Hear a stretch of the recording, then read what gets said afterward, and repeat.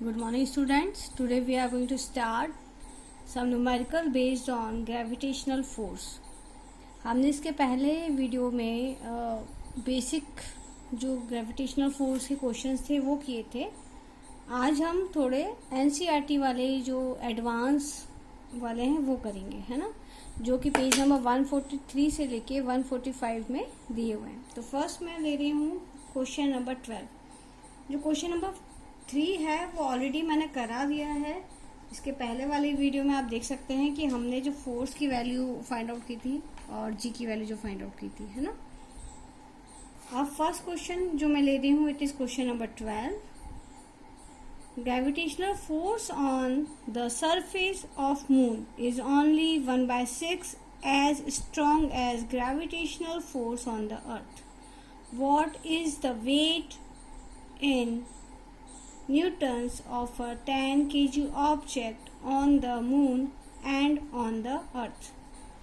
मतलब हमारे पास ये बताया गया है कि ग्रेविटेशनल फोर्स जो होता है वो 1/6 होता है मून पर एज कम्पेयर टू अर्थ, और उसका जो वेट दिया है उसने दिया है 10 kg, और वो ये बोला न्यूटन्स में अर्थ पर इसका वेट क्या होगा और मून पर इसका वेट क्या होगा.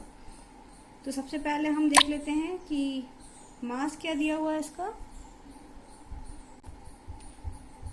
तो मास दिया है 10 kg. अब हमको पता है कि जी की वैल्यू क्या होती है अर्थ पे, वो होती है 9.8 मीटर पर सेकेंड स्क्वायर. अगर हमको याद नहीं है तो हम 10 मीटर पर सेकेंड स्क्वायर भी ले सकते हैं, और अगर गिवन डेटा है तो 9.8 मीटर पर सेकेंड स्क्वायर दिया होगा. तो अगर हम अर्थ पे देखते हैं तो अर्थ पे जो वेट होगा वो क्या होगा, मास इनटू ग्रेविटेशन एक्सेलरेशन. मास की वैल्यू दी हुई है 10 kg, तो ये है 9.8, ये हो गया 9.8 इंटू 10, 98 न्यूटन्स. तो ये हमारा आंसर क्या आ गया कि उस बॉडी का जो मास है वो 10 kg था, और न्यूटन्स में अगर हम उसका वेट काउंट करेंगे तो वो 98 न्यूटन्स फाइंड आउट हो रहा है. कहाँ पर, अर्थ पर. अब यही चीज़ अगर मैं मून पर निकालूंगी तो हमें जैसे पता है कि क्या होता है मून पे, जो अर्थ का वेट होता है ना, उससे 6 टाइम्स कम होता है. तो ये हमने अर्थ का तो निकाल ही लिया है, it is 98 Newton's divided by 6 states 16.3 newtons. This is the answer. Clear? So the next question number 13. A ball is thrown vertically upwards with a velocity of 49 meter per second.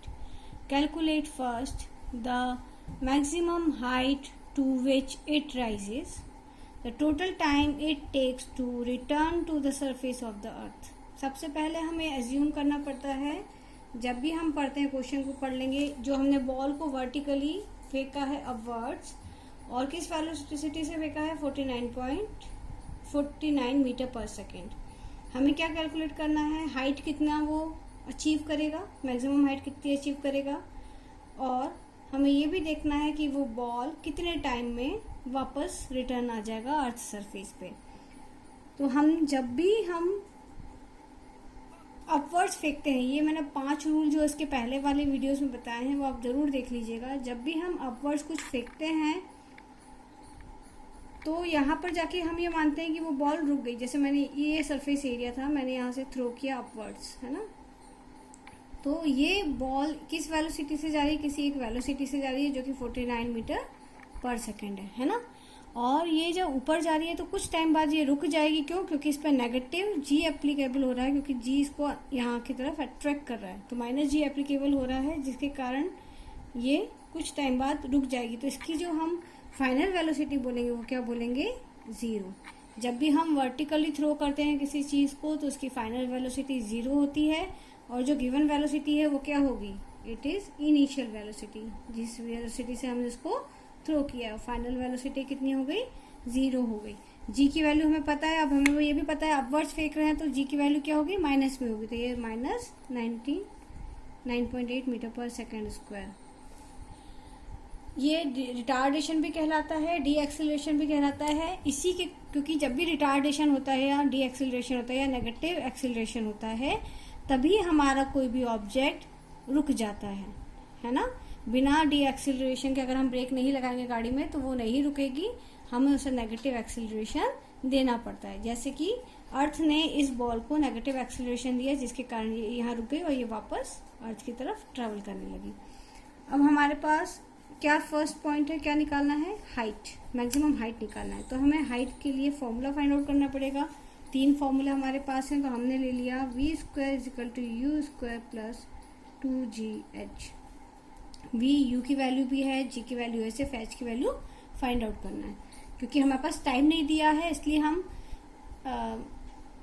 h = 1/2 ut² + at² हम नहीं ले सकते है ना। तो हमें सिर्फ ये थर्ड नंबर का ही फॉर्मूला यूज करना पड़ेगा। तो हमने वैल्यूज पुट कर दी, ये माइनस साइन है ना, ये हमें याद रखना पड़ेगा।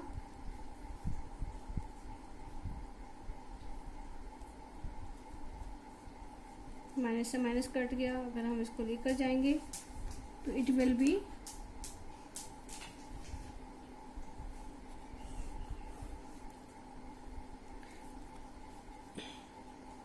122.5 मीटर। तो हमारे पास जो है इसका हाइट आ गया है कि इसकी हाइट क्या होगी, है ना। तो हमने फर्स्ट टर्म तो फाइंड आउट कर लिया, फर्स्ट हमारा हो गया। अब सेकंड जो है उसमें हमें क्या फाइंड आउट करना है, द टोटल टाइम कितना उसको लग रहा है वापस आने में, है ना। तो हम ये मानते हैं, हमने 5 जो लॉज पढ़े थे कि अगर जितना टाइम वो ऊपर जाने में लेता है उतना ही टाइम वो नीचे आने में भी लेता है। तो हमने बोला कि v = u + gt, है ना, at की जगह gt। तो v हमारे पास कितना दिया है, 0 है, u की वैल्यू 49 है, g जो है वो हमारा माइनस में है और हमें टाइम फाइंड आउट करना है। तो हम ये ले लेंगे,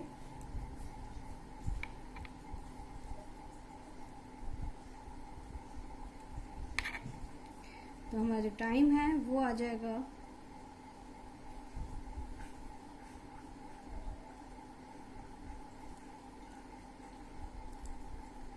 5 सेकेंड।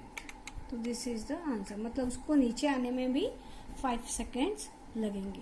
तो ये हमारा क्वेश्चन नंबर 13 हो गया है। नेक्स्ट क्वेश्चन हम ले रहे हैं, a stone is raised from the top of the tower of height 19.6 metre, calculate its final velocity just before touching the ground.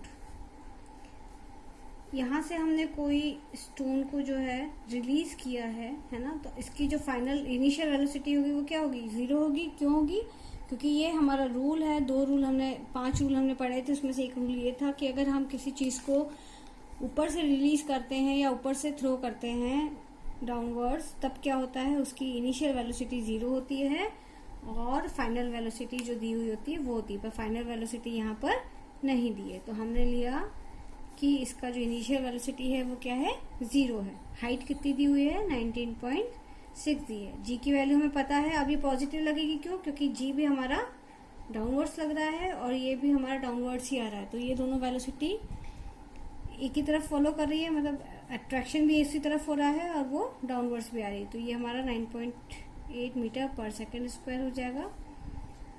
अब हम इसमें फॉर्मूला ले सकते हैं, v² = u² + 2gh, है ना, क्योंकि टाइम इसमें दिया नहीं है तो टाइम वाला हम रिलेशन नहीं लेंगे। बाकी जो स्टार्टिंग के फर्स्ट और सेकंड इक्वेशंस होते हैं उन दोनों में t आता है, इसलिए हमने ये वाला फॉर्मूला, ये सारी वैल्यूज हमारे पास हैं। और हमें क्या फाइंड आउट करना है, इसकी वेलोसिटी। तो इसकी फाइनल वेलोसिटी हमें फाइंड आउट करना है, तो ये हमें अननोन है, बाकी सारे नोन है। तो हम इसको पुट कर देंगे, ये 0 था।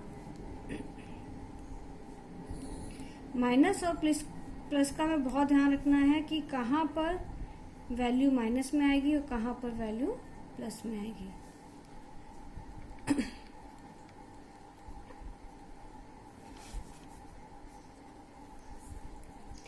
कभी भी आप जब भी न्यूमेरिकल करेंगे तो जो उसके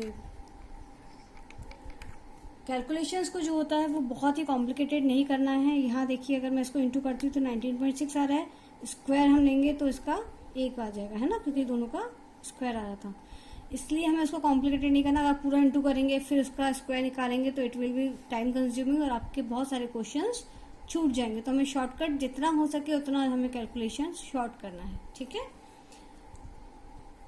now the next question is a stone is thrown vertically upwards with an initial velocity of 40 meter per second. G is taken as 10 meter per second square. Find the maximum height reached by the stone.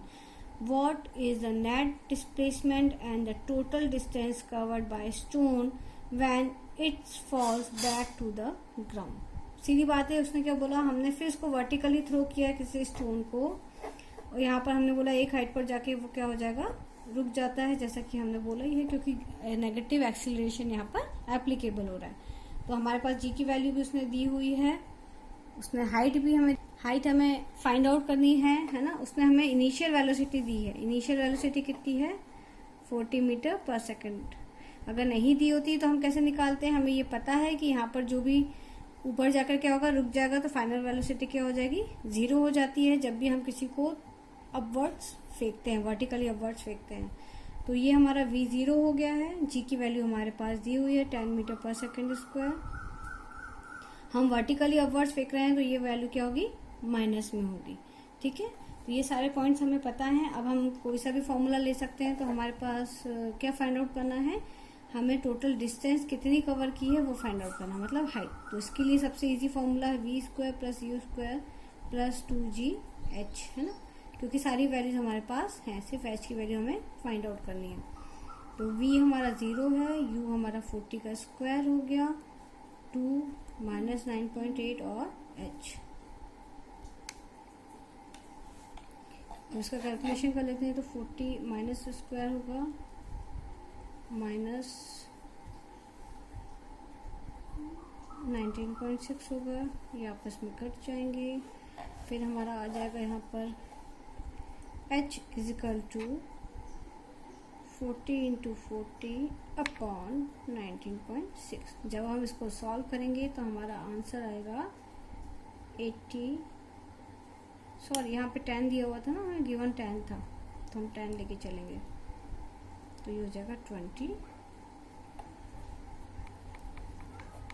तो ये बहुत easily solve हो जाएगा, ये हो जाएगा हमारा 80 metre. This is the answer. हमें न्यूमेरिकल्स में वो बस 5 जो रूल्स मैंने इसके पहले वाले वीडियो में बताए हैं वो आप ज़रूर देख लीजिएगा, क्योंकि इन 5 रूल्स के बिना ये क्वेश्चंस सॉल्व नहीं होंगे। हमें याद रखना है वर्टिकली अपवर्ड जब फेंकेंगे तो वैल्यू जो जी की होती है वो माइनस में जाती है ना, क्योंकि ये अट्रैक्ट कर रहा है और इस चीज़ को रोकने की कोशिश कर रहा है। वो अपने आप से इसको दूर नहीं जाने देना चाहता, इसलिए वो अपनी तरफ अट्रैक्ट करेगा, इसलिए ये इसको कुछ टाइम बाद रोक लेगा। तो इस चीज़ की फाइनल वेलोसिटी क्या हो जाएगी, 0 हो जाएगी। और अगर हम कोई चीज़ ऊपर से ड्रॉप कर रहे हैं तो उसकी इनिशियल वेलोसिटी 0 हो जाएगी, क्योंकि हमारे हाथ में वो चीज़ जैसे ये है, ये अभी रेस्ट में है, फिर मैं फेंकूंगी तो वो उसकी इनिशियल वेलोसिटी 0 हो जाती है। और उसमें जी जो होता है वो पॉजिटिव आता है, क्योंकि आप ऑलरेडी अट्रैक्ट कर रहे थे और वो चीज़ भी नीचे ही आ रही है, उसका अपोज नहीं कर रही, तो वो पॉजिटिव कहा जाता है, ठीक है। तो इनकी प्रैक्टिस कीजिए। Thank you everyone.